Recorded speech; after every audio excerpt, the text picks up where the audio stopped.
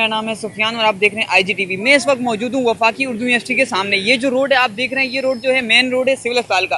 बिल्कुल सामने अगर मेरे कैमरा मैन आपको दिखाएं तो सिविल अस्पताल है और ये रोड सिविल को टच करता है, ट्रामा को टच करता है। लेकिन पिछले 3 महीनों से इस रोड का ये हाल है। यहाँ पर हमारे जो MNA हैं अरशद वोरा साहब और हमारे जो MPA हैं इम्तियाज़ दिलावर, उन्होंने जो 3 महीने पहले ये तरक्याती काम शुरू किया, लेकिन ये काम अधूरा छोड़ दिया और 3 महीने से इस रोड का यही हाल है। मेरे कैमरा मैन आपको दिखाएं।